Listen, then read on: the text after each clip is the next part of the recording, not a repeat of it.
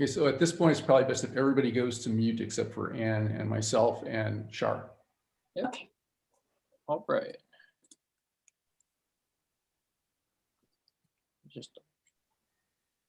All right, Ann, go ahead. Good evening, everyone. This is a little bit of a change. Normally, Tim Radke is the person that opens up Chapter Connect, but it's his chapter tonight.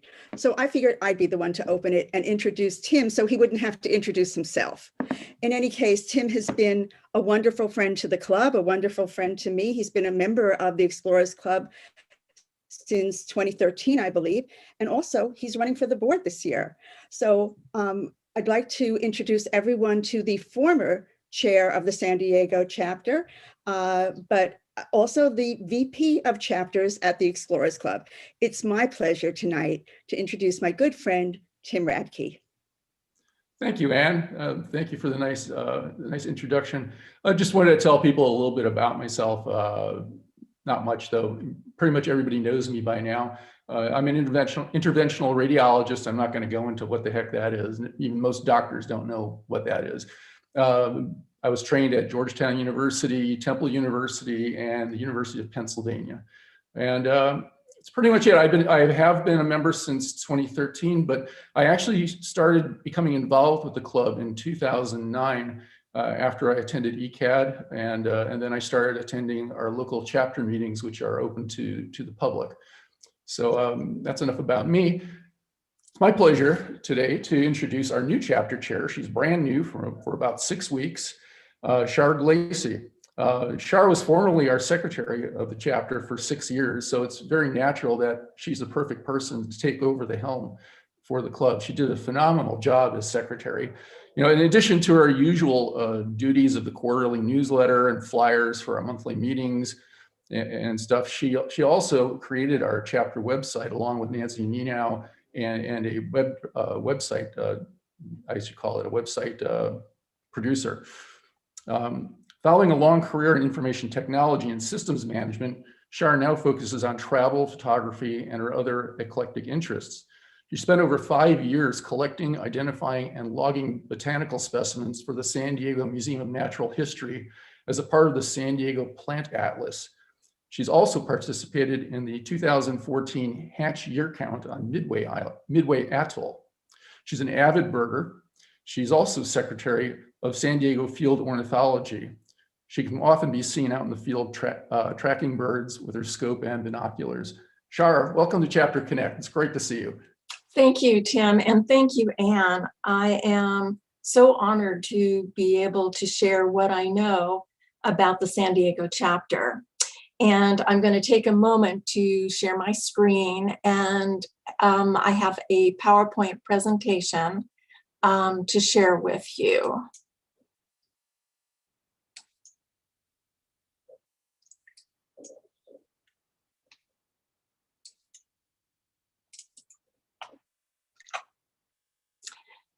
So our chapter, I am so honored to be part of this chapter because while we're not huge and we're pretty centralized in San Diego, it used to be part of the Southern California chapter, and it has now, back in 1997, I believe, it was we broke away and formed our own chapter.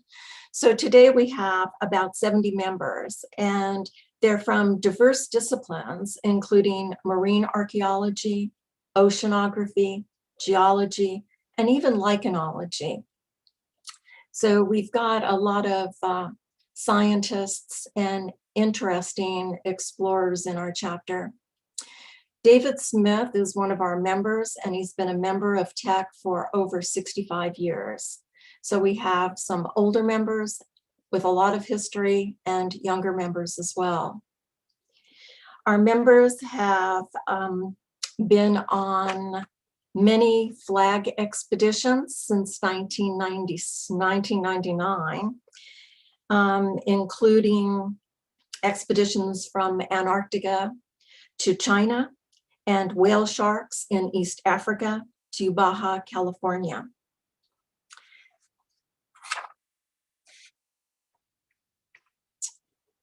But the most important thing I think I'd like to talk about is our honors and achievements. We are very proud because it includes 2 Explorer Club medalists, Willard Bascom in 1980, and of course, Walter Monk, who many of you probably know was honored in 2014. Additionally, we have 2 honorary members, including Dr. Robert Fisher, who used innovative sound techniques to determine the depth of the Marianas Trench. Other awards include 7 Lowell Thomas medalists. In fact, 2011 was a banner year for the San Diego chapter, as honorary membership was awarded to Dr. Robert Fisher, and Lowell Thomas awards went to Dr. Tom Levy, Dr. Albert Yumin Lin, and Brent Stewart. In 2009, David Dolan received the Citation of Merit, and in 2014, he received the Sweeney Award. David is our Vice Chair of Programs in the chapter for 2021-22. And since then, starting this year, we've had a couple of webinars, and I'll talk about them in just a bit. On top of all of that, for such a small chapter, we've had so many achievements. It's wonderful. We have 2 members on the board of directors. And today, Nancy Nenow and Tim Radke serve as national vice presidents. In 2015, we started giving student grants, and they were to local students. And so far, we've given grants to 11 students over the last 6 years. We find candidates by going through the list of grantees at the Explorers Club. They were excellent, but they didn't quite meet the mark for getting a grant from the Explorers Club. So we review them, and if they're local students here in San Diego, we will meet and determine how much of our money to actually give them, and it ranges anywhere from $500, $600 to $2,500 each. And the money comes from a variety of places. We have been very fortunate to have what we call chapter supporters. They attend many of our dinner meetings that we host, and we have up till COVID time, we've sponsored 6 to 8 dinner meetings, and usually a summer and a holiday social. We've had several at Tim Radke's home and the home of Nancy Nenow. So that during those dinner meetings, a lot of our chapter supporters attend, and they will pay $25 dues every year to kind of become a chapter supporter. And last year, we stopped using plastics at our socials. And that was a wonderful idea that Tim Radke had, you know, to move forward with conservation and plastics and reduce our plastic use. We also try to have 2 field trips of places of nearby interest. And we haven't been able to do that really since COVID, but we've got a list of ideas to start doing field trips once the health department gives us the go-ahead to do that. We don't have much in the way of merchandise. However, you can see by the picture, we have a mug and a logo.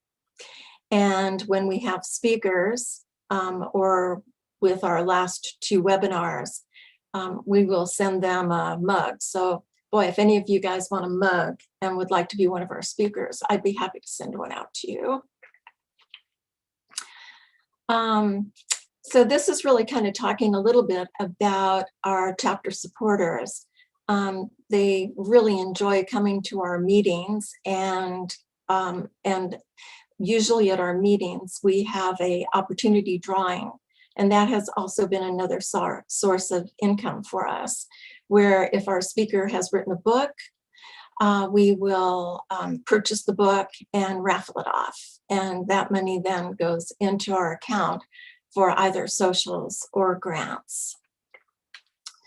As Tim said, we built a website, and a lot of information is on the website. If you'd like to take a look at it, you will find the list of members, both our leadership and all the members in the chapter, along with a bit of a bio.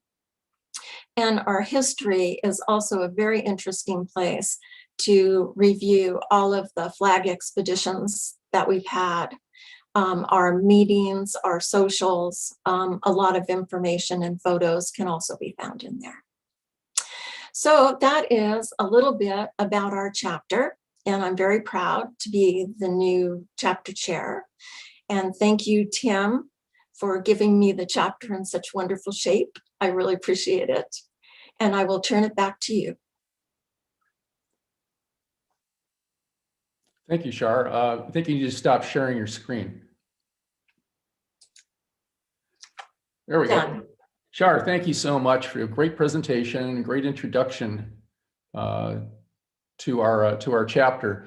And I also want to thank you for all the work that you have done for our chapter and are continuing to do. You've been doing a great job, and I'm so happy. And I have to say, there's a little bit of pride I have for you being the chapter chair as well, because we've known each other now for so many years and become good friends. So our next presenters, it's going to be, I'll call them the dynamic duo, actually, of Rigs to Reef.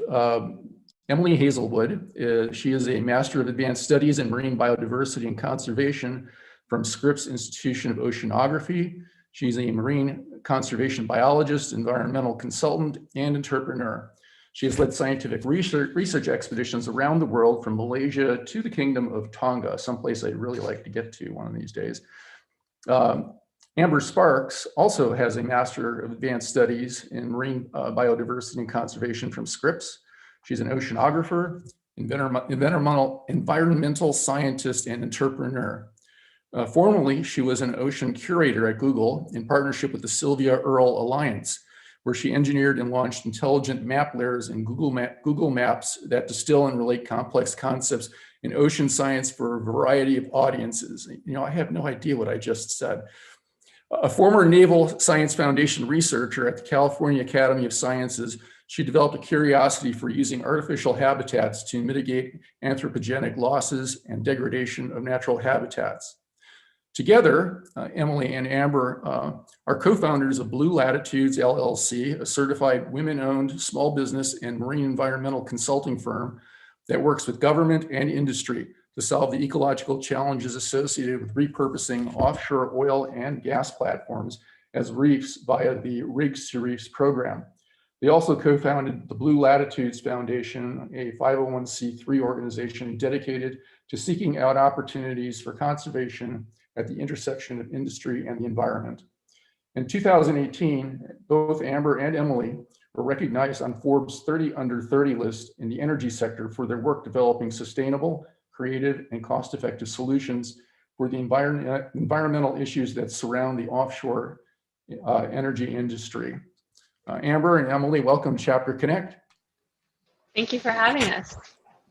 That was quite an introduction. Thank you, Tim. Need a drink now. I completely understand that. Well, I'm going to share my screen so that we can jump right into our presentation. All right.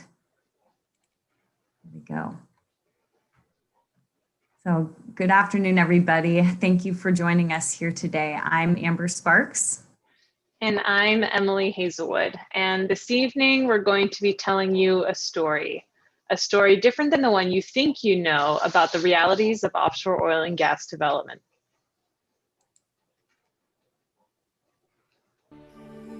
In California, there are 27 offshore oil and gas platforms. These platforms are made of steel, and they look like big industrial giants out there. And all these platforms have booming ecosystems that exist below the surface.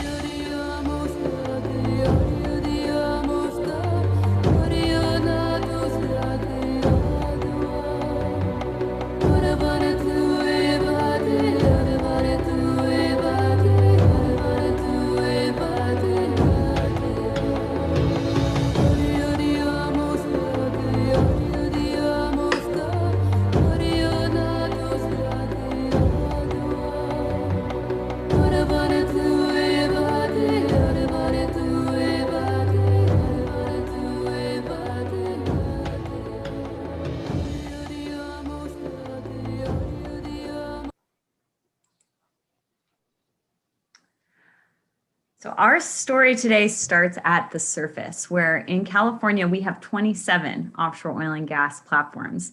And many of you may have seen these structures from your beach chair.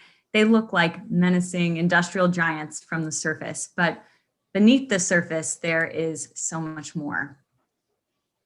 Now, the question is, what happens when the oil wells dry up with these offshore oil and gas platforms? Enter the engineering feat of a lifetime, decommissioning the structure some the size of the Empire State Building from the seafloor. This process typically involves sealing and capping that oil well so that there can no longer be any drilling. And through that process, the oil companies retain liability for that well in perpetuity. So should there ever be a leak or anything like that, they're always responsible. But the jacket itself, that platform beams and cross beams, decommissioning of that structure is what we want to talk to you guys about today. Because when you remove these structures, there can be some significant impacts, especially to the environments that have developed on those structures. In California, we see scallops, mussels, anemones, schools of jack mackerel, and other fish species that have made these platforms their permanent home, including our California state saltwater fish, the Garibaldi. So rigs to reefs is an alternative to complete removal. So when it comes time to decommission these structures, instead of completely removing them from the seafloor through rigs to reef, an oil company can choose to modify the structure so that it can remain in the water column as an artificial reef. Through the rigs to reef process, there are a few different decommissioning options. You can either topple the structure on its side, tow it to an area of ecosystem need, or remove the upper 80 feet so that ships can safely draft over and either recycle that upper portion or place it next to the existing standing structure. No matter how you decommission this structure, leaving it partially in place allows that material to remain in the water column and function as an artificial reef.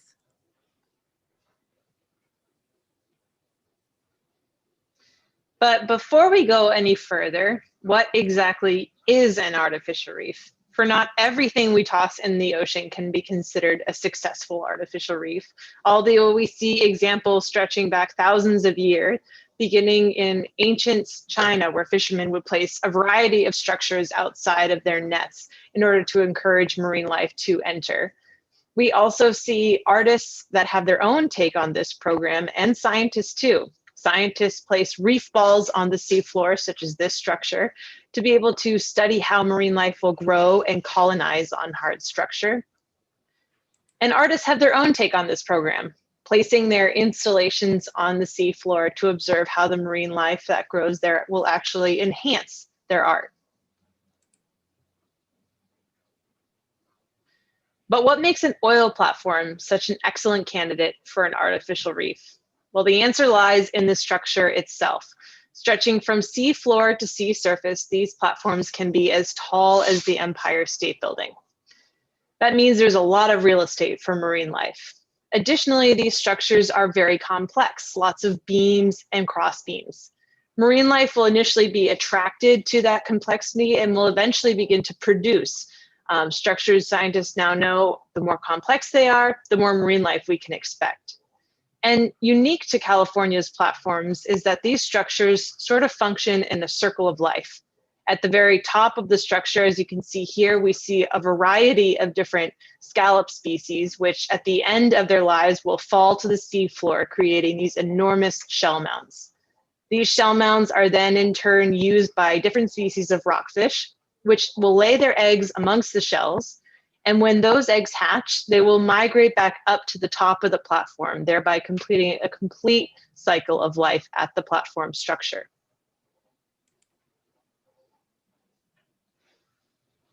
In fact, recent studies have found that California's offshore oil and gas platforms are among the most productive ecosystems on the planet, more so than some coral reefs, tropical rainforests, and salt marshes.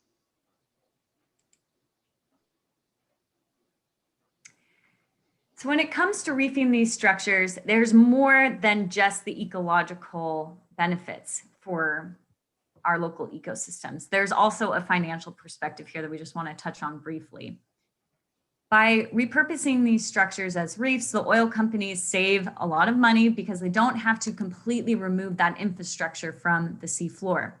And when they do so, they donate this structure, they would donate this structure to the state of California to be managed as an artificial reef.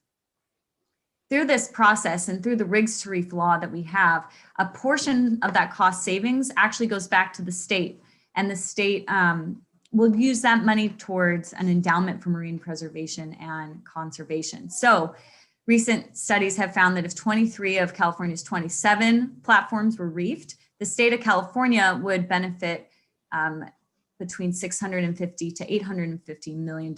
And that's part of the overarching $1 billion in save costs. So as you can see, there's quite a lot of incentive here for both the oil company stakeholders and the state to be involved in this program. So the rigs to reef law in California was signed back in 2010 by former Governor Schwarzenegger. That's Assembly Bill 2503.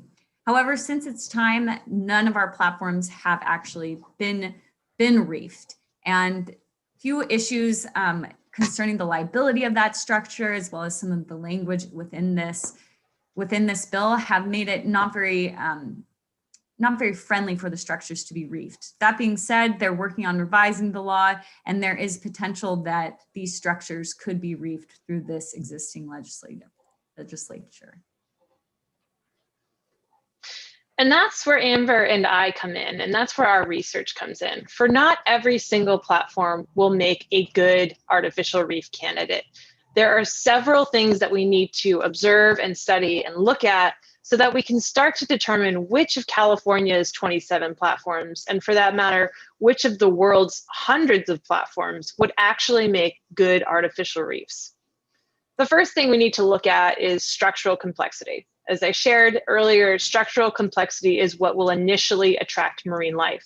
Some platforms are not very complex. They might be a jackup rig, which only has four legs, or they could be short. We're looking for complex structures that are very, very tall. Another consideration is placement.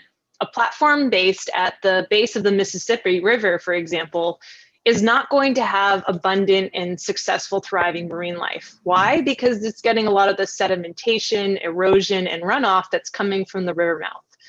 We were looking for platforms that are in a blue ocean setting and away from those issues of nearshore runoff and erosion. We also need to think about years in the water column. Fortunately, California's platforms are some of the oldest structures in the world. In fact, offshore oil and gas development actually began in California using redwood trees. So fortunately, most of the more modern structures we have here in California are quite old, some of them dating back into the 1970s, giving marine life a lot of time to grow and colonize on the structure. We also need to think about reefing methodology. As Amber shared, there's several different ways you can reef a platform. Toppling a platform structure that's, say, 1,800 feet onto its side will not accumulate the same levels of marine life as a structure that is cut off at 85 feet. So you really want to think about the type of reefing methodology that you want to employ. And finally, knowledge of local ocean users. And this is where Amber and I's latest project comes into play. In order for us to gather intelligent and accurate data on these platforms, we need to not only be able to gather data that's consistent, going out there and gathering data on a yearly or even monthly basis, but also we want to gather information by utilizing the public to get them informed about the benefits of this program so that they can make informed decision about their offshore resources. At the Blue Latitudes Foundation, we are Deep Trekker ambassadors. So we have this fabulous Deep Trekker ROV that allows us to explore underwater. And we've started a ROV community science project where we are going to be testing a series of protocols to conduct long-term monitoring, not only on our natural nearshore reefs, but also on artificial reefs, including oil platforms. We're hoping to use the data we collect to empower our California stakeholders and really address the question of are underwater drones a great tool for getting this information on the California ecosystems? Can they actually be used within the community as a tool for data collection? So that's another big question that we're going to be going after. And at our foundation, we're really excited to have launched that this year, especially since everything has become so remote and virtual. This has allowed us to explore these environments in a COVID-friendly way. And we're also hoping to be able to stream this data back into classrooms. So really creating a tool and a method of not only collecting our data, but sharing it with relevant stakeholders, schools, et cetera. We really believe at our foundation in this fellow Explorers Club member quote, Dr. Sylvia Earle, I'm sure we all know, that with knowing comes caring, there can be hope for the future of our oceans. And this is something that we really stand behind, and we're really excited to be moving forward. And thank you guys all for your time today. Thank you, Amber and Emily. Wow, great presentation. Yeah, I've always been amazed as a scuba diver myself. Yeah, I could swim along the bottom of a sandy bottom for 100 yards, and you see very little sea life. It's almost amazing. It's like a desert. And then you get to this bombi, this coral head rising up out of the bottom, and it's just teeming with every kind of sea life you could possibly imagine. It's just amazing. It almost defies logic, really. Why does everything want to be there? But I guess that's the happening place. Having a house in the middle of the desert. Everybody wants to take shelter. I guess that's it, yeah. Well, thank you. Our next presenter is Dr. Marc Meyers. Very fond of Marc. We've been on expedition together, and he is, Marc Andre Meyers holds the title of Distinguished Professor in the Departments of Nanoengineering and Mechanical and Aerospace Engineering at the University of California, San Diego. His research field is the mechanical behavior of materials. In addition to 500 papers, he is the co-author of 4 technical books used in universities worldwide. He is a fellow of several professional societies and is a 2010 recipient of the Acta Materialia Materials and Society Award. I probably buggered that one. Additionally, he has international awards from Luxembourg, Germany, China, and the United States. He's a corresponding member of the Brazilian Academy of Sciences and of the Institut Grand Ducal from Luxembourg Academy. Marc also writes fiction and poetry. Marc, welcome to Chapter Connect. Thank you very much. Thank you very much for this wonderful introduction. I am very honored to be giving this presentation. I gave a similar presentation at the Explorers Club in New York, I believe in 2016. So it was also a very wonderful experience for me. So we retraced the Roosevelt-Rondon scientific expedition of 1913 and 1914 on its centennial. That was the kernel and initial idea. And I'll focus a little more today about the last 100 miles that were actually the most challenging one. You probably have read the book by Candice Millard, The River of Doubt, and where she describes all the hardships that they went through. Roosevelt also wrote a book, and as well as many other people. There have been TV programs.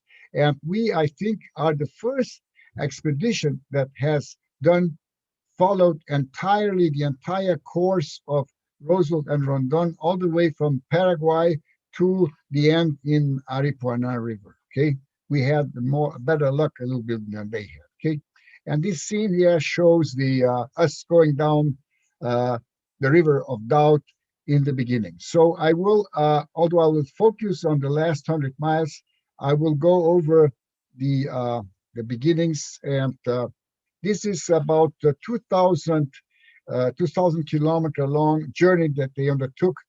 It took them, I believe, 4 months, and Roosevelt almost lost his life. And it's actually this journey shortened his life significantly, and he died a few years after this expedition. So They actually started in Asuncion in Paraguay, where else, but we started at the border of Paraguay and Brazil, where actually Rondon, the Colonel Rondon, joined them. And Colonel Rondon was a well-known Brazilian officer that had explored all the Brazilian West for years. So he was the person put in charge of coordinating and directing this expedition with Roosevelt.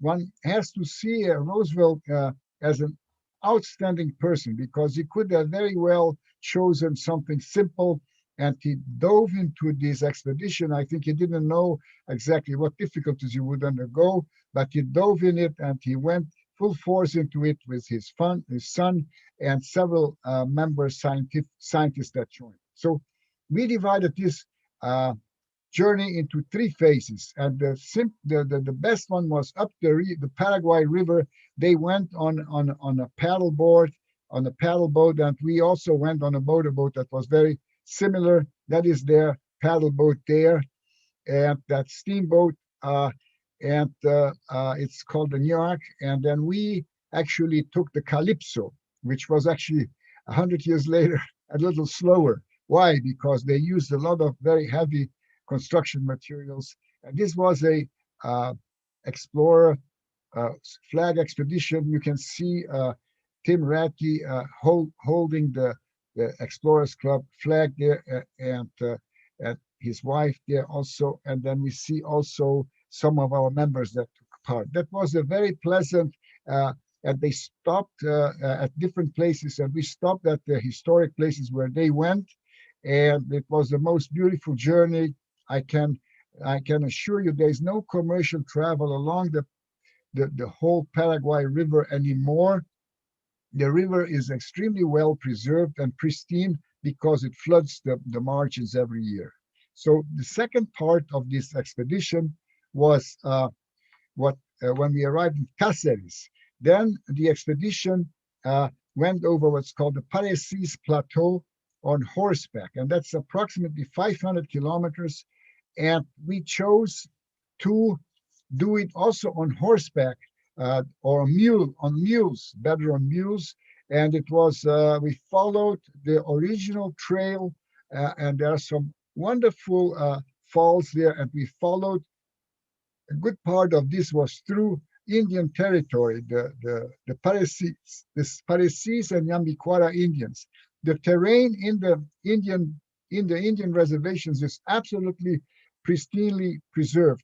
Outside of the reservations, it's all become agricultural mega farms, and it's sad to see that everything has been transformed in such a way. I also mentioned something here that maybe I shouldn't say, but Brazilians has by nature a disdain for Indians, which they shouldn't have, because Rondon was partly Indian. Rondon took it upon himself to defend the Indians, and he said that they are the owners of the land, and we are the guests, but we treat the land as if it was ours. So in all the places that we traveled, the Indians plead with us to preserve their lands, to protect their lands and their way of life. We cannot just tell them to move into a city. They have lived like this there for 10,000 years, and they have the right to continue living as they wish. And they have actually preserved nature very well. Okay, so we did those 500 kilometers on horseback, on mules. We went through the rain, and we had the weather. We suffered the same pains and difficulties as the top picture there shows Rondon and Roosevelt. And they also have mules. You can see that they have long ears. They are better suited for this terrain. And they encountered there Yambiquara Indians, which we also encountered. We followed, there was a telegraph line that was already laid there. And as you see, Colonel Oneness is holding a telegraph wire there that we found completely well preserved. These places that we went on foot had actually not been crossed for many years, because we were stuck in this maze there, in this, let's call it sertão, for 3 days without water, as you can see from our faces there. We couldn't go back, we couldn't go forward. And in the days of Roosevelt, there was actually the forest had been cleared, but that has grown back, and we had immense difficulty traversing this region. Here we met the Nyambikwara Indians. This picture on the left is from Lévi-Strauss. 20 years after Hazelwood and Rondon, Lévi-Strauss traveled this same area and organized an expedition and met these Indians, and that the study of these Nyambikwara became the object of his famous book called Triste Tropique, in which he lays down the foundations of what is called structural anthropology. And we visited a few of the villages there. This was a village, and we gave the leftovers of our things when we didn't need the foods anymore to this Indian lady, and she carries the same traditional bag, as you see, the basket, as the ones on the left, and this is called a shiri. And the Indians say the following, these Nyambikwara say the following: if it doesn't fit in your shiri, throw it away, you don't need it. And they had this utter simplicity and absolutely absence of a great hierarchy. And this is what fascinated Lévi-Strauss so much. He wanted to see a society devoid of all the trappings of our modern, what we call civilization. Lévi-Strauss is very interesting fellow. Some of the Indians, actually, I showed them pictures from Lévi-Strauss expedition, and they remember their parents and grandparents from that time. They still remembered them clearly. Here, then we went to the third part of the expedition, down the River of Doubt. That's the one that everybody knows. They arrived at the River of Doubt late, tired, and they had already lost a lot of their equipment. So the whole mistake that Roosevelt did is he started very late, and he got into the rain season. And the rain season is hell in Brazil. It is a very dangerous season because the rivers, they flood. It rains every day. You don't have any place to camp on the sides, and the mosquitoes become a total scourge. And they went through it at the worst of the times. Actually, when they arrived at the final point, the rain season had already finished. So that's the last. There are 700 kilometers of this river. So this is the bridge where Roosevelt and Rondon started. We found the remains of the bridge. They still exist inside of a ranch there, and it's amazing. We were, I think, the first people to document this, I believe, in 100 years. That bridge still exists, but you can see that the level of water is already much lower than what they experienced. You see also that their canoes are filled to the brim. They had too much. They always say travel light, but they did not follow that advice. And so we went to these waterfalls, these beautiful waterfalls there, and you can see that Sherry is one of the ornithologists, I believe, or mammalogists that was a part of the expedition, showing with his rifle that the river narrows into a few yards. And I am standing there. I always also show how the river narrows. The only way to go through these regions is by carrying. We had kayaks and canoes that were very light, and they had dugout canoes, and that's where all of the problems of their expedition stemmed. They lost the canoes, they had to rebuild them. And then we arrived at the village there, and this gentleman there, João Bravo, he stopped us. He said, "This is Cinta Larga territory. You cannot cross this." And he threatened us. He even looked at me and he told me, half jokingly, "You know, we used to eat people." And I said, "Well, we have better options." Okay. And these Cinta Larga are the same that followed Roosevelt and Rondon, but they never approached him. They killed one of his dogs, but they never established contact with them because they knew that it was not a good idea. So after they stopped us, we took us 4 years to get permissions from and this is the same Indian, João Bravo. 5 years later, we interviewed him, and he's considered by many locals like the devil, because he was responsible for the killing of 129 miners that were invading his land and that were mining diamond. This is a diamond-rich region, has extremely, it's very similar, the kimberlite is similar to South Africa.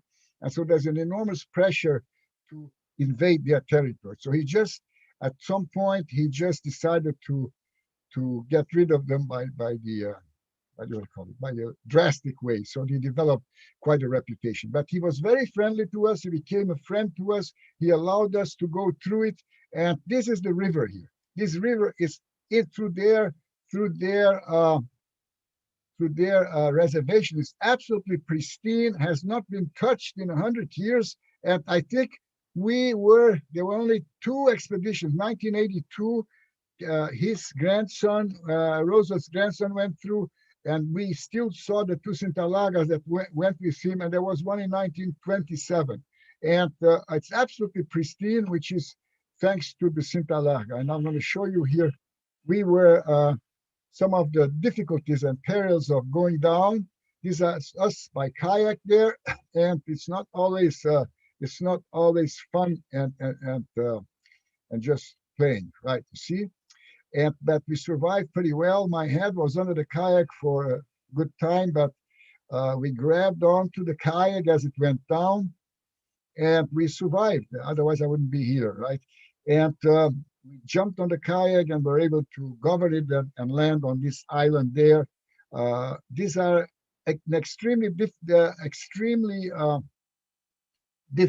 for these 120 kilometers, these 180 kilometers, which is 100 miles, it took us like 12 days, meaning we did about less than 10 miles per day.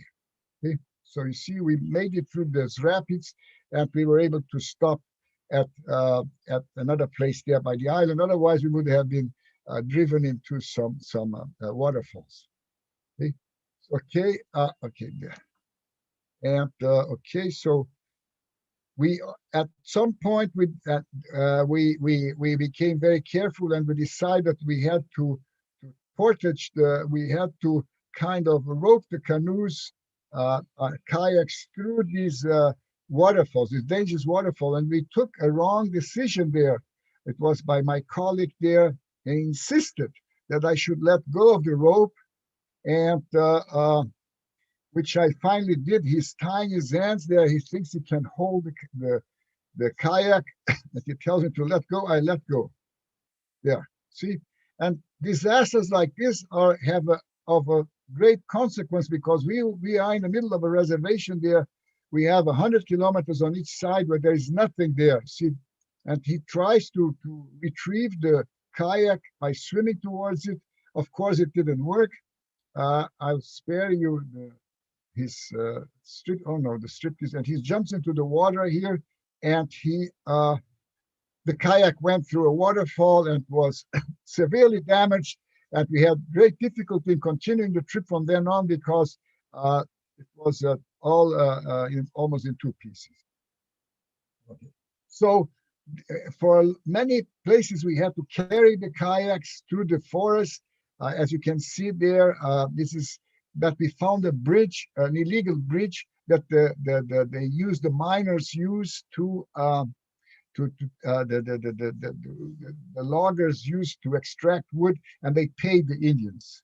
And we also had a canoe, as you see under the bridge, as a canoe with 2 of the Sintalaga Indians. That's where we carried our equipment. So we spent a good part of the days in the water, but driving the canoes. This is one of the most dangerous places, a very dangerous canyon that is described in the books and everything. And we had lighter kayaks, so we could follow close to the canyon, and the water level was lower, so we had much better luck than Roosevelt.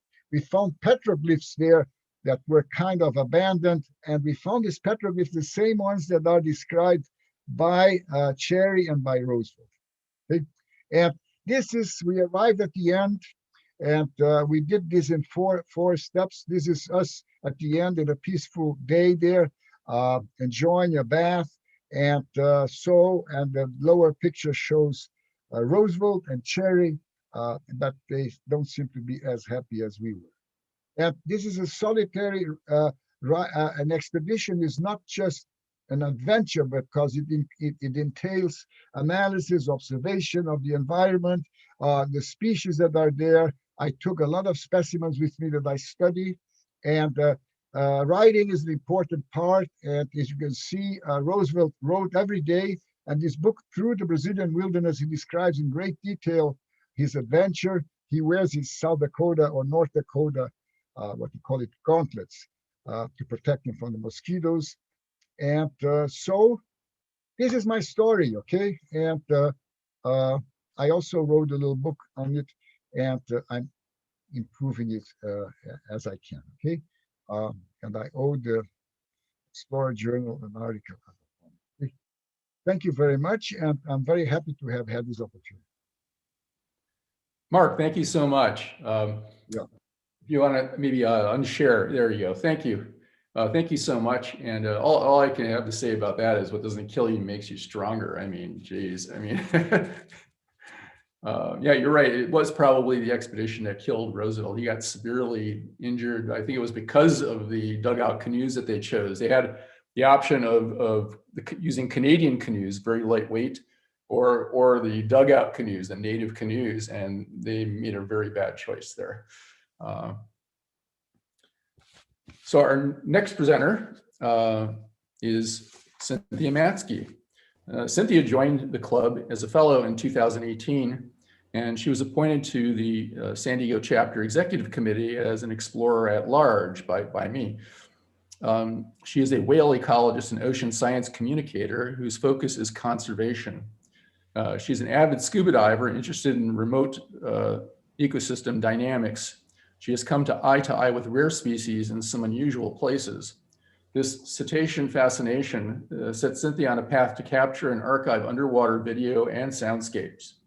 While studying humpbacks on Maui, she unwittingly became ensnared in our plastic problem and sailed 10,000 miles across the Pacific Gyre to study marine pollution. Cynthia works with the Scripps Marine Physical Lab on special projects. As an educator, she brings lessons from the field to the classroom by creating unique coursework for elementary to college level learners. In 2014, she co-founded the nonprofit Spiral Pacific to help refine the art of digital storytelling by empowering early career scientists and filmmakers. Cynthia, welcome to Chapter Connect. Good to see you again. Thanks, Tim. I appreciate it. All right, well, I will share with you guys a bit about what the past couple of years have looked like from San Diego, from where I sit. So as Tim mentioned, I have a very long-standing fascination with dolphins, whales, porpoise, you name it. Actually, we could lump a lot of the marine mammals into that.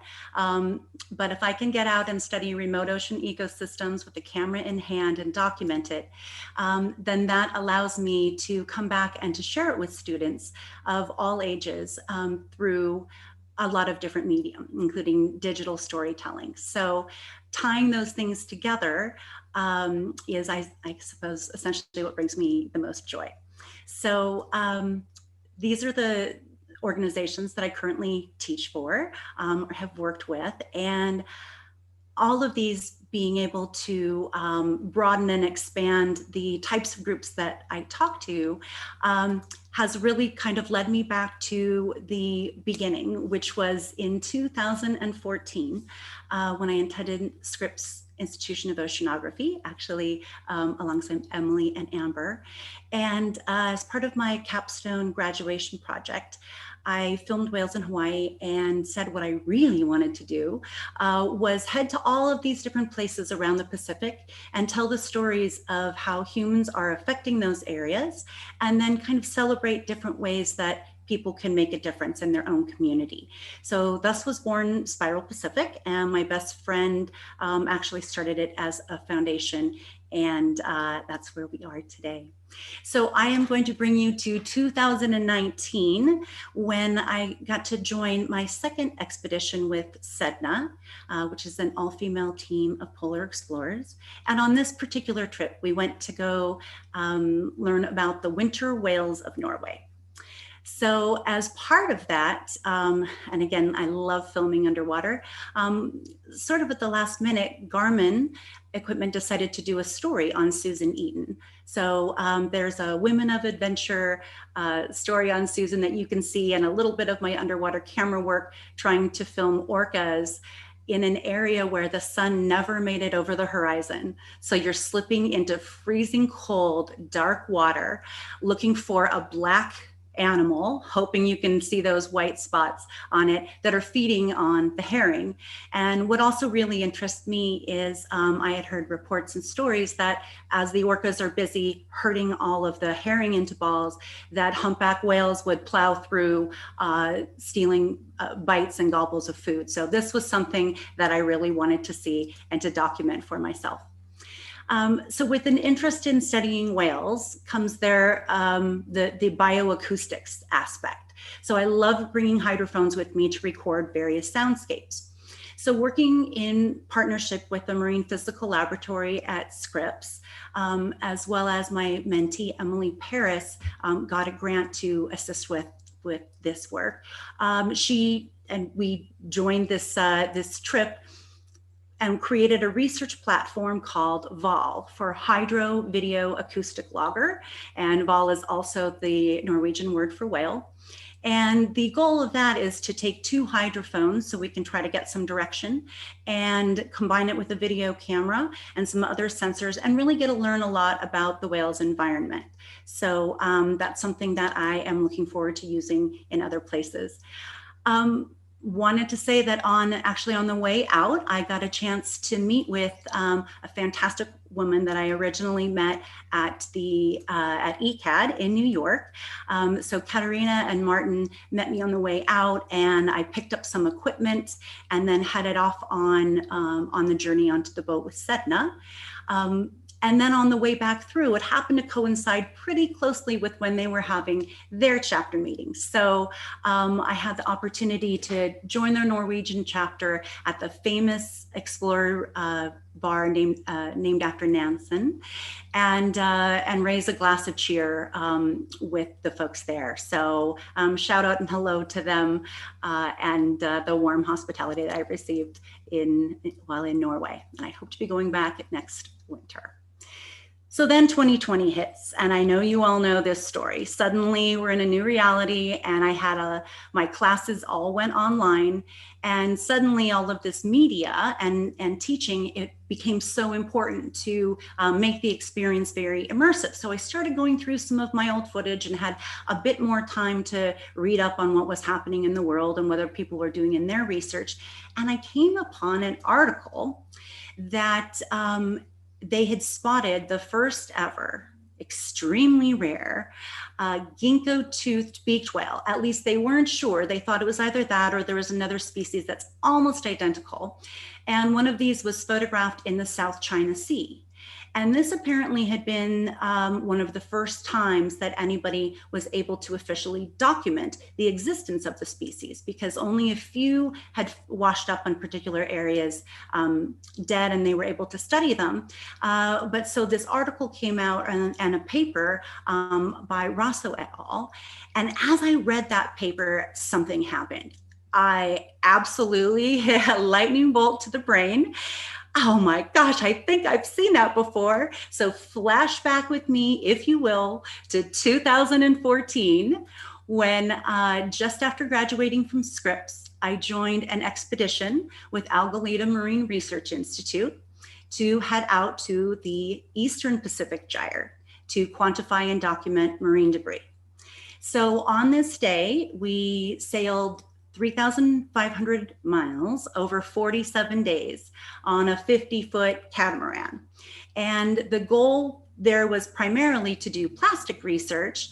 And that, of course, we did, beginning to quantify the amount of debris that we found.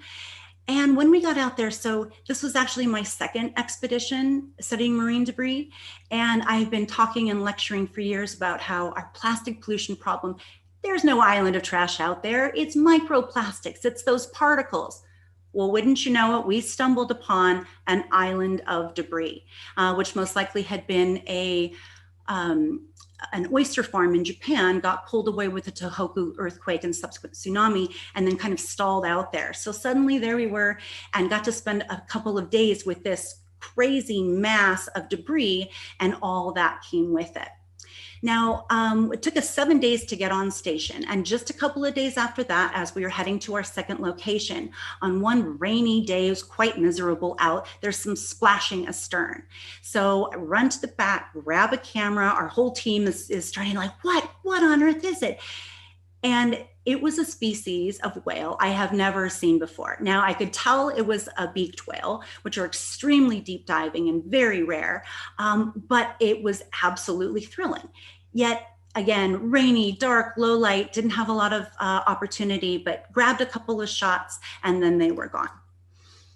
So this massive debris that we found, again, we got to stay with it for a couple of days. There's Captain Charlie. We actually, 3 of us could fit on it at the same time. And you see our second Captain Dale taking a little bath in all of it. It was really fascinating to find, when we were expecting the micro, to find this incredible macro debris. So part of what was so interesting about it to me is I've learned a lot about ghost fishing and ghost nets and the danger of them, how they can kind of keep their cycle of killing. Well, after getting in the water and seeing all this, I really began to think about the species that are there and then flash back to those whales.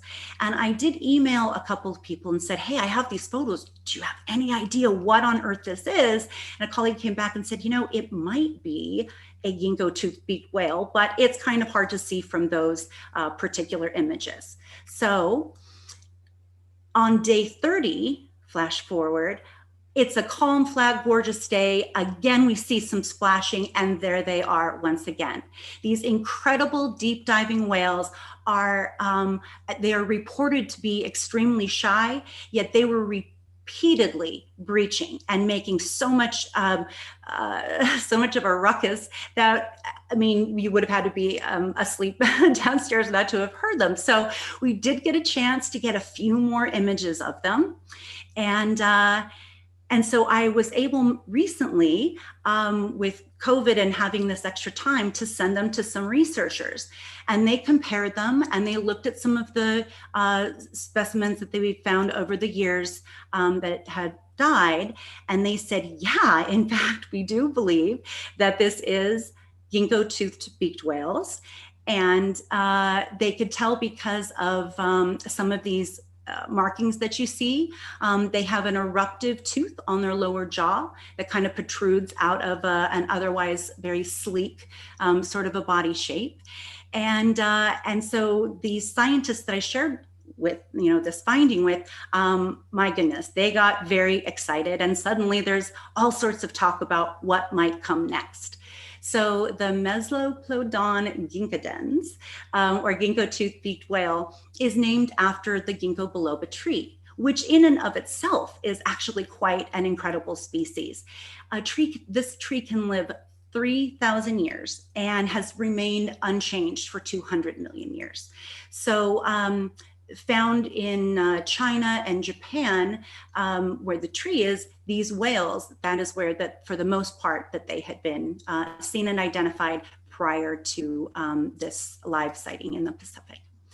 Well, actually just recently, as in February, a couple of days ago, there was another article out by the New Zealand Herald that another group of researchers photographed what they believe might be a ginkgo tooth-beaked whale.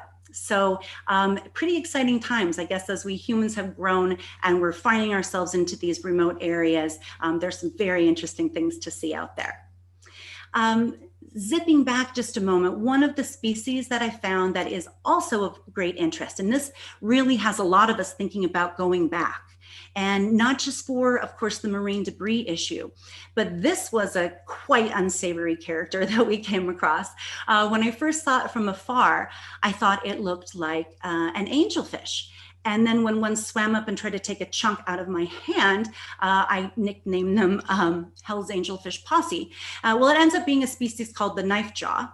And the spotted knife jaw were the ones that are now recruiting to masses of debris out there. But some even made it by 2015. Some had been trapped in some debris, came to offshore in Oregon, were found, and the Hatfield Marine Research Institute very carefully made sure to extract those species. But you've heard it here first, the knife jaw are moving from their native Japan. They were then found in the North Hawaiian Islands, main Hawaiian Islands, and now they seem to be living out there in the middle of the Pacific, the Eastern Pacific Gyre. So we proved that a 6 scientist in a 50-foot sailboat can survive 47 days at sea. We can. But what I invite my fellow explorers out there is I wonder if anyone else is interested in exploring Pacific gyre ecosystems, cryptozoology, bioacoustics, invasive species mobility, underwater exploration. And that really begs the question, got yacht? Well, Schmidt Ocean Institute has a wonderful organization that they actually have a symposium going on right now. They have a wonderful research vessel, Falcor, 350 feet long, but because of COVID, it's been difficult to sign up. So I'm kind of putting the word out there and sharing it with all of my colleagues. Is anybody else interested in heading out into the middle of the ocean, possibly as soon as this summer, to see what we can find? With this group of scientists I'm talking to, there is a possibility that I can get a bunk space on their very small vessel, so it'll only be 7 in the science party. But I really would like to document this with my team from Spiral Pacific and with any other explorers that are interested. So I'm hoping if we can find either a secondary vessel or maybe something a little bit bigger. So if you are at all interested, you can go to spiralpacific.org, and there is a contact page, as well as I'm on Facebook. You can find me on Facebook, and you can just fill out a little form. It looks like Johnny Quest says that he's got a research vessel, boat, diving bell.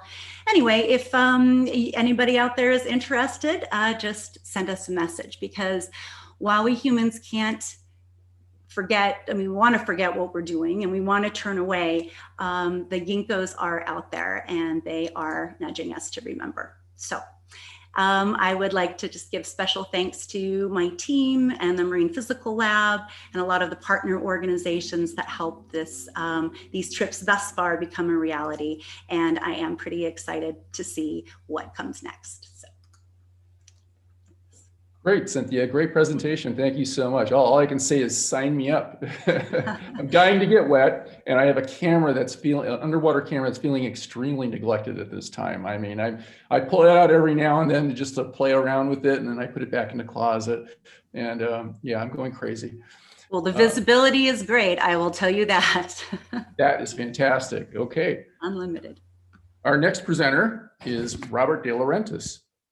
Robert DeLaurentis just recently completed a circumnavigation of the planet pole to pole. It lasted 9 months.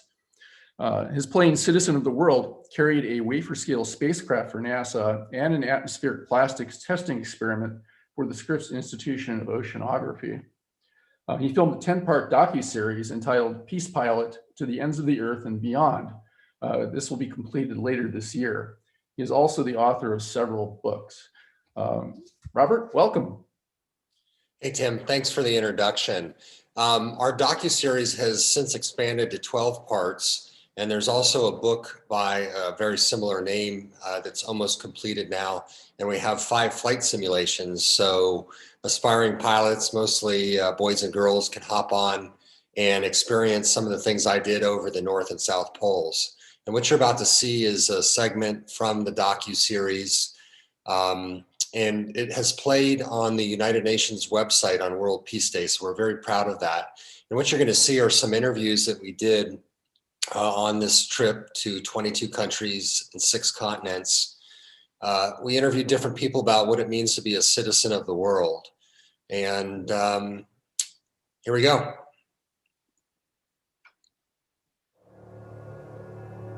The essence of exploration and adventure is ultimately found in how we affect change for global peace. In early November 2019, I set out from San Diego, California in a twin-turbine Commander 900 to attempt a pole-to-pole aviation first in an aircraft of this type. The journey comprises 26 nations across 6 continents. I'm also the first pilot to utilize only biofuels over the poles, and I'm carrying 2 state-of-the-art experiments from NASA and the Scripps Institute of Oceanography. One represents the future of space travel, and the other tests for atmospheric plastic pollutions across the globe. My mission is comprised of world firsts, important science, and most importantly, peace. From 35,000 feet, you see the world from an awe-inspiring lens. While on the ground, you learn from others what it means to be a citizen of the world, through their eyes, through their hard work, and their love for humanity. I've encountered many challenges from land, sea, and air. As the mission took me through South America, the South Pole, across the Atlantic, Africa, Asia, Europe, the North Pole, and back to North America, I found more similarities than differences amongst people. We collectively share a desire for family, love, compassion, safety, peace, and health, no matter what our religion, politics, or ethnicity.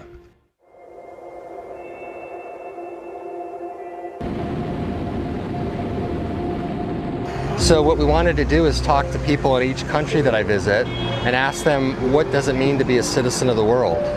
What does it mean for you, Carmen? Okay, I guess for me, being a citizen of the world is being aware that you are part of more than just your family, your neighborhood, this town where you live.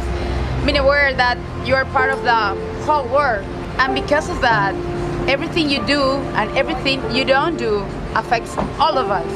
Because we are like a huge family, not just a small one. So what one piece of advice would you have for everyone? Everyone who's watching, everybody who competes, everybody who wants to bring the world closer together? Que todo es posible. Todo es posible si tú te lo propones. Si tienes un corazón que late con pasión. Si te entrenas con disciplina. Si quieres inspirar a tu familia. Si tienes un propósito por el planeta, por la vida, entonces contigo misma, todo es posible, está en tu mente, en tu dedicación, en tu disciplina, todo es posible, todos podemos ser Ironman, todos. Yo soy una mamá, tengo 45 años, tengo 2 hijos, soy una Ironman.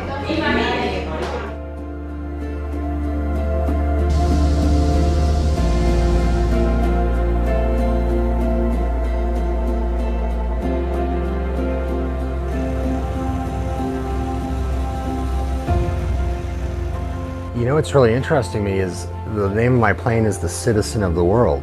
But you guys are citizens of the world as well because you're traveling to different countries, you're competing or sharing your passion with people from Russia, from the Czech Republic, from Poland, from Canada. And it's this common bond. It doesn't matter the language, but you're sharing in that passion the things that are important to you as human beings. My passion is forever. I know change my passion. I know change my family. I know change this life, pure life. This is the best in the valley. I like so much coming here, young people, children. Maybe the children is the future. This is my destiny. Your destiny is to connect good people.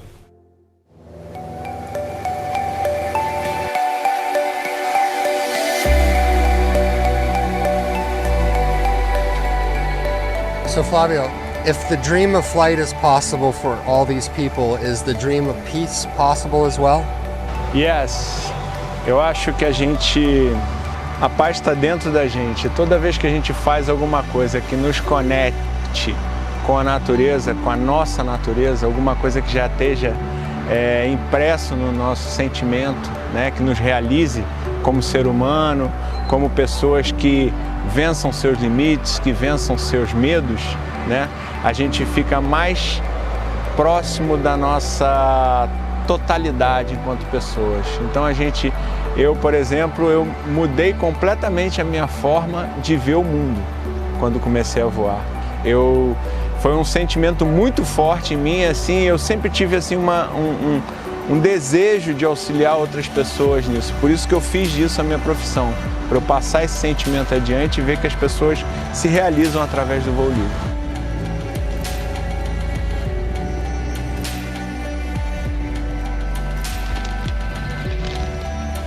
You know, one of the things we're noticing is with people, if they have peace inside, they can offer peace to the world.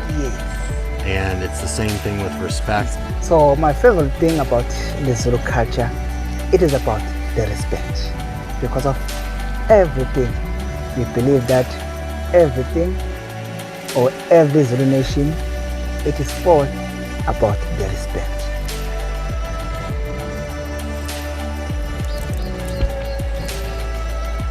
Basically, humanity is joined together by these causes, and it could be some that you mentioned. It could be nuclear proliferation, it could be pollution on the planet, plastic islands, and at that point it doesn't matter, you know, what your color, your religion, what your financial, you know, socioeconomic class is. You've got to join together as humans for a common good or cause. When I was studying law, I learned about our Bill of Rights, our Constitution, and Nelson Mandela had a huge part to play with that. He believed in non-violence, in the transition of people from apartheid to where we are right now. And that is very dear to me because Mahatma Gandhi is like the father of the Indian nation. And he believed in Satyagraha, which means a peaceful protest, which is very similar to what Nelson Mandela believed. He believed in Africa or South Africa where people built a community together based on understanding and peace and love, not violence at all, which is what Mahatma Gandhi also stood for. That was what his entire concept in life was. He was the father of the nation. He said, love each other. You know, love each other and give back.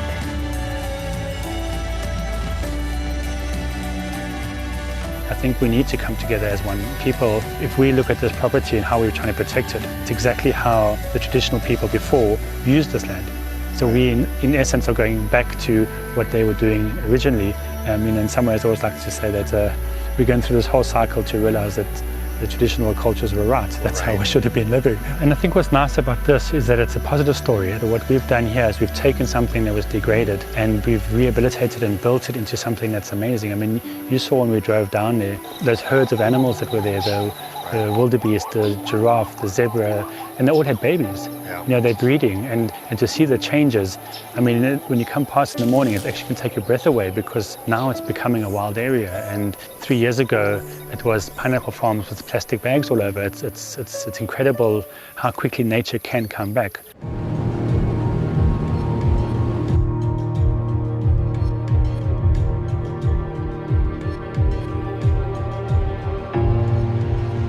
Nature Kenya believes that a sustainably managed environment is the best avenue for peace building. Imagine a world without carbon dioxide, a world without climate change, a world without hunger, a world where people have access to energy, a world where there are no inequities because of the way resources have been moved. Is a peaceful world. There will be no need for conflict.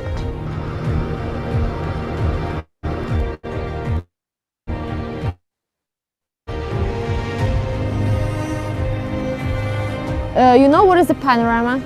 Yeah. Yes? This is symbol friendship between Russia and Georgia. So, since 1783 years, Georgia became Russian Empire. 200 years, Georgia was under Russian royal family Romanov. After 200 years, exactly in the 1983 years, our nations, Georgians and Russians, decided to build like symbol between the nations, between our nations, Russians and Georgians. And it's symbol friendship of nations, not politics, without politics.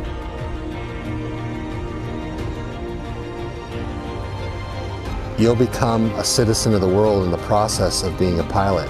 What does it mean to you to be a citizen of the world?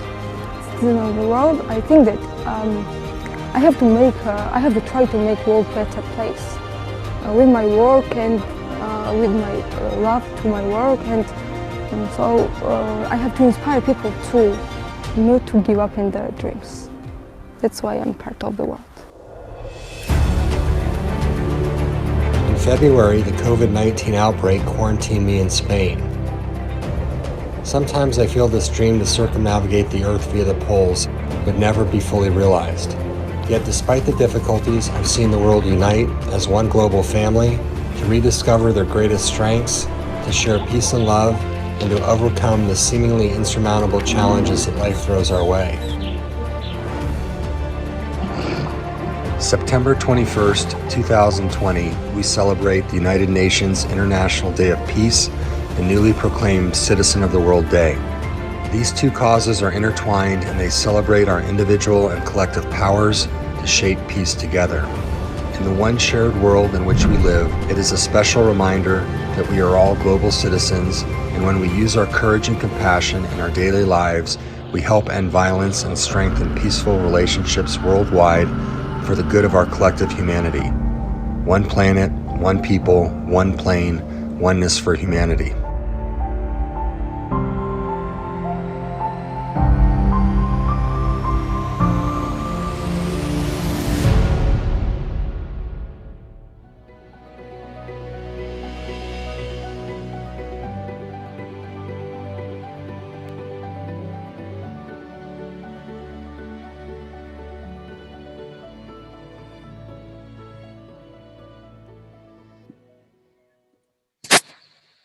Robert, wow, incredible video and incredible expedition. Wish I could have been there. And all your presentations have just been phenomenal. If I wasn't a member of this chapter already, I'd be very envious of those who are. You guys all did a really great job. We're gonna finish this off. I put together a 5-minute video, pretty much it's about the club, and I entitled it The Value of Membership. I think some people with this COVID thing going on have become a little disillusioned about things. They kind of wonder about a lot of things in their life. And I just want to piece together like what it's meant to me, actually. I'm going to use my journey through the Explorers Club to demonstrate at least what I consider to be the value of membership in our club. So Kevin, you want to start the video, please?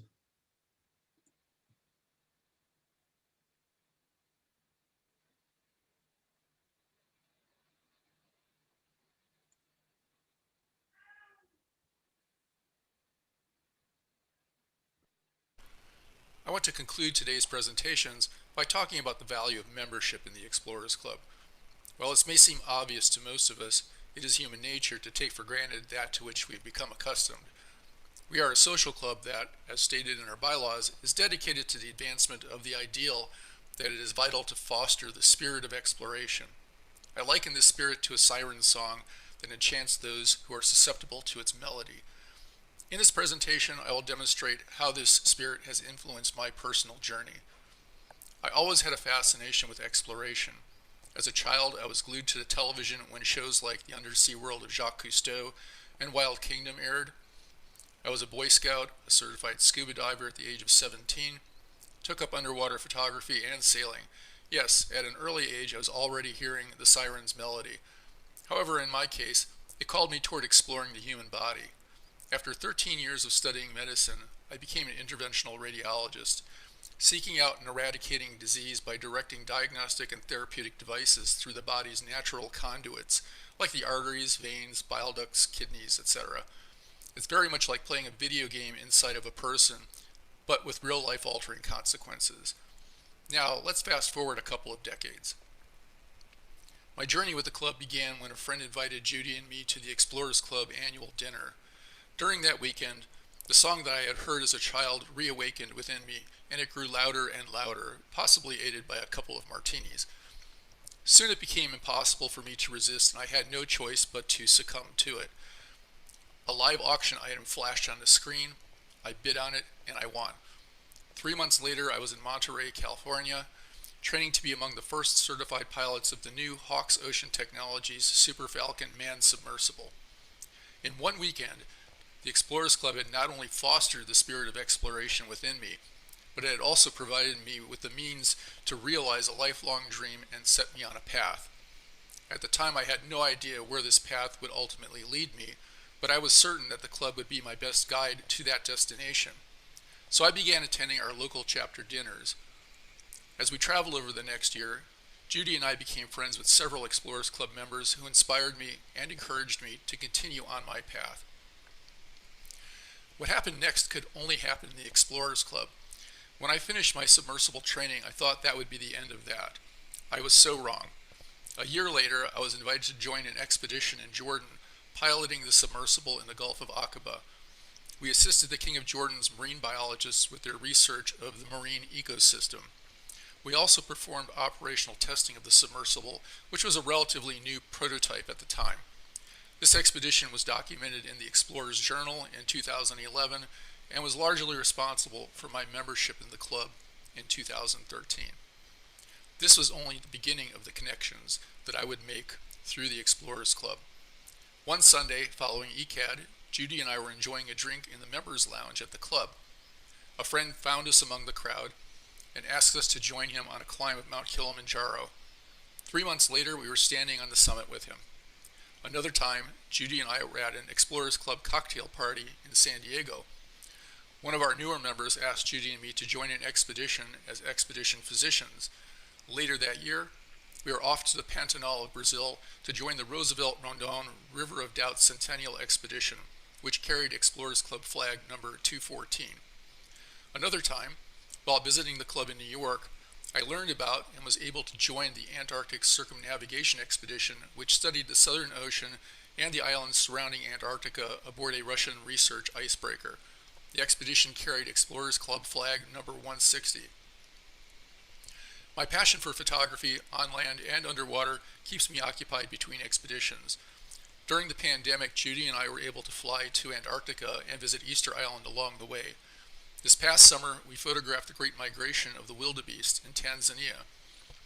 The experience was greatly enhanced by the absence of other tourists.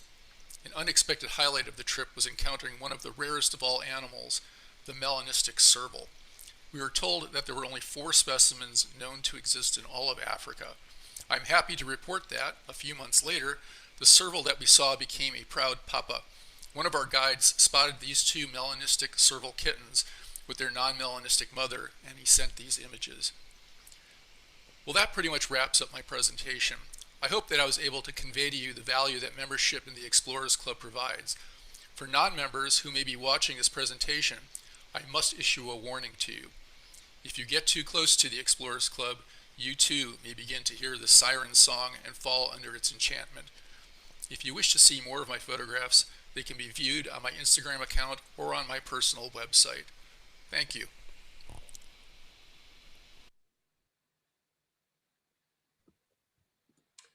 Well, that wraps up our presentations. Now we're going to go to our panel.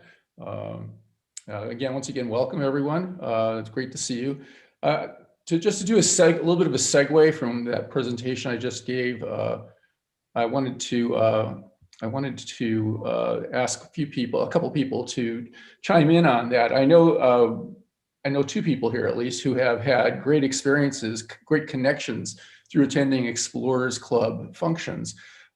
First, I just want to talk to Marc Meyers. He was at one of our cocktail parties, a chapter cocktail party at my home, and I was talking to a gemologist at the time, and Marc came up to me and started a conversation. I introduced the 2 of them, and Marc, you want to tell them what happened after that? Yes, we were talking about gems, and I told him that I was interested in studying 2 gems, 2 minerals, fosterite and olivine, and I had to make them into 3mm diameter cylinders. They had to fit into a capsule that goes into the most powerful lasers in the world, where it's shot at a very high pressure and to simulate the interior of the Earth, the crust of the Earth. And he put me in touch with the Gemologist Club of San Diego, and we were able to prepare the specimens. and we successfully shocked the specimens, and we are now characterizing. That tells me that in my research, it's a win-win, and there is a synergy, a clear synergy between my research and the exploration, and the Explorers Club. Great, thank you, Marc. Cynthia, you're at the same party, and I recall we had a gentleman, a member from the Great Britain Ireland chapter, I believe, who was visiting San Diego, and he was attending our function, this cocktail party, and you got into a conversation with them, and just if you could tell us a little bit about how that went. Sure. So I was standing outside chatting with a couple of people, and we were talking about recent expeditions, and I had just come back from diving in Greenland, and we were talking a little bit about that. That was my first experience in ice, and so I noticed a woman who was taking pictures off of your balcony at La Jolla below, beautiful. And I could see her kind of come a little closer and a little closer. And she said, "Did you just say diving in Greenland?" And so I told her about Sedna. She said, "You have got to meet my husband. He's right over here." And that was Pia Casarini. So she took me over to meet Peter Wadhams, who is a professor and was visiting Walter Munk, working on a paper with him. So we became friends, and she said, have you met Walter and Mary? Do you know them? And I said, well, I've definitely, in my time at Scripps, I've seen them a lot, but I can be a bit shy at times, so I've never really gone up and had too long of an in-depth conversation. She said, well, we are going to remedy that right now, and set up a meeting. So I had an opportunity to go see the map of the Grand Canyons of La Jolla as it was being put together in February of 2019, and that was actually just about a month before Walter passed. So it was wonderful to get to meet him and Mary and start that friendship. And then at the Southern California version of ECAD, I can't remember the name at the moment, but Robert Fitzgerald, my documentary partner, and I attended that one and saw Mary, and I got to reconnect with her and Jean-Michel and a few other folks I hadn't seen in a while. And that actually led to my working with the Munk Foundation, which I have been for the last year and 7 months. So I'm still very in close contact with Peter. He is a professor specializing in ice. Farewell to Ice is one of his many books. And so, yeah, that one conversation really kind of rolled out into a few beautiful things. Thank you, Cynthia. Great stories. And it really does show all you have to do is show up to the functions and maybe just put a tiny bit of effort in. I mean, like, pouring a glass of wine for yourself, and great things can happen. So right now I want to now shift over to the questions from our audience. Anne, do we have any questions? We actually do have questions, and I just want to say thank you, Tim and Char, for pulling this all together today. Your members are just extraordinary people, and we love hearing all the stories that they have to tell. I just want to say that you do not have to go to one of Tim's wine parties to introduce yourself to people at the club and to get places. You just have to come online nowadays and meet all the members through Chapter Connect or through some of the lecture series. You were all invited today by Cynthia, who has a great expedition to go on. And if anybody's interested, please contact her, because what an extraordinary circumstance and possibility of people going along with you. It's just, you never know what you're going to run into at the Explorers Club, whether it's online or in San Diego or at the club or anywhere in the world. There have been many places where I've gone and you never know who you're going to run into. And it's, of course, somebody from the Explorers Club that's walking alongside you at the airport. So reach out to people. They're so welcoming. And again, you never know where it's going to lead. But we do have questions for all of you tonight. And we'll start with one by Ann Skelly, and that's to Amber and Emily. And they're asking whether there are other areas in the world where you have these reefs that are being built right now, aside from where you're working. That's a great question, and the answer is yes. And we've had the opportunity to work on some of those reefs. There's oil platforms found in almost every single ocean on the planet. And we've worked specifically in Malaysia, where they already have an oil platform. We actually led an Explorers Club flag expedition to this oil platform because they've converted it into a hotel. And we led a flag there to better understand if that was a good option and what impacts that had on the surrounding marine ecosystems. But we've also worked on projects in the Gulf of Thailand, and they're exploring this opportunity in West Africa, and it's quickly taking off worldwide.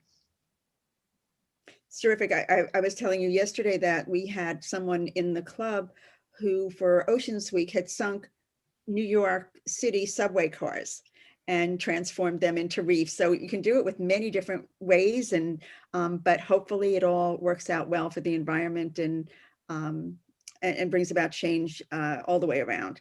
Char, do you want to tell people a little bit more about your birding? Yeah, of course. I've sort of been a birder for the last 15 years, and in the process of birding, I've done, I spent a couple of weeks on Midway Island doing an albatross count of about 1 million albatross that 18 counters count all the nests that's on the island. And locally here, I do cactus wren surveys and any other possible survey that I can get on. And if anybody's in San Diego and wants to go birding, by all means, reach out to me. I am really happy to take anybody out locally. It's nice to see such a friendly San Diegan chapter here. So we have another question. This one is from Marc from Dewey White. Did you encounter unusual river creatures? Yes, of course. We encountered piranhas, and I have studied piranhas since then, the teeth of the piranha, and we have actually part of our expedition, we measured the bite force of the piranha, and we had a special instrument that I took with me and was able to determine the bite force. That's another story. And then there is another fish called the pirarucu, that is a very large fish that has very large scales. On the river, on the Paraguay River, we got some very special catfish, the armored catfish. And these armored catfish, I extracted pieces of this catfish and I took them with me to the United States, and we just wrote a paper on this armored catfish, on the unique protection and active defense mechanisms of this catfish. What else? What other fish? Actually, during our expedition, we always have things happening that we don't expect. And we went up the Paraguay River, and then one of our persons that went down the river, they had enormous quantities of beer, I remember. And they took the trip down, and on the second day, he stepped on a stingray, and that was the end of his beer drinking. And he had to be transported to a hospital to the extreme pain that they inflict, okay? One of my colleagues got bitten by a piranha, and that fortunately had to be wrapped. Unfortunately, Tim was not there to help him out, but we were very lucky that it did not infect. And then there was one of our colleagues also claims that he got stung by an electric eel.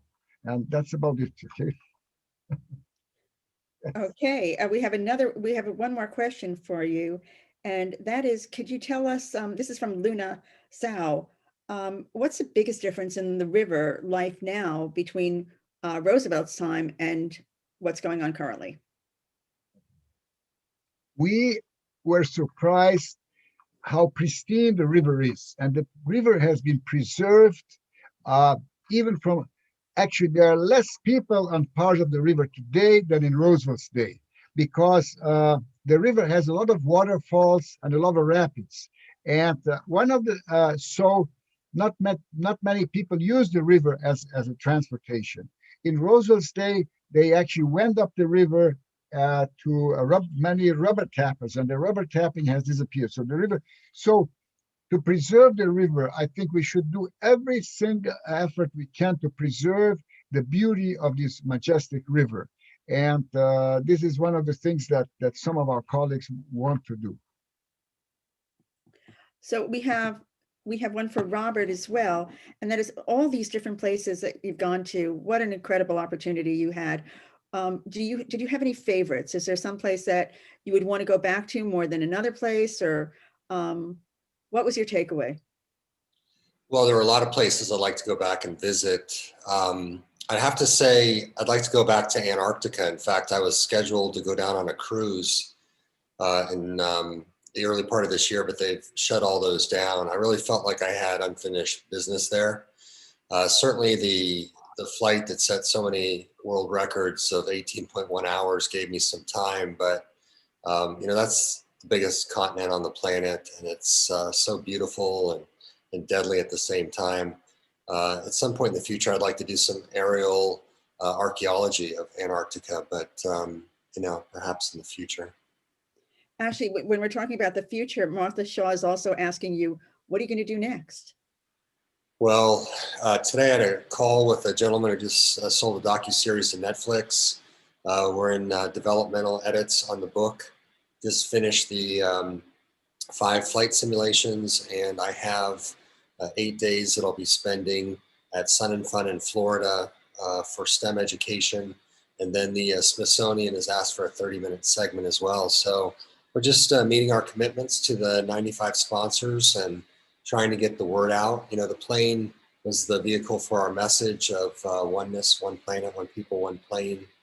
And, you know, at a time when the world is so deeply divided, it seems like the natural thing to connect the 2 places on the planet where peace has always existed and everybody in between.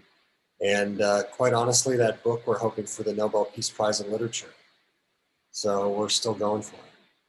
Well, we certainly wish you the best, and we hope it works out for you. It's an extraordinary expedition. You really did bring people together, and we commend you for it. It's wonderful. We have one last. Thank you. We have one last question tonight for Cynthia, because we ran a little bit long, and Luna is asking, we admire your work. Do ginkgo tooth beaked whales use the beaks to fight and communicate? Well, I think there's more about them that we don't know than what we do. Most likely not communication. It is something that there is some sexual dimorphism. The males are the one that more show the eruptive tooth. One of the things that I read said possibly, but there's not a lot known. So I'm just going to say, hey, who wants to find out? I don't know. Wish I did. And there is still so much to explore out there, and there's things for everybody to do. There's opportunities there.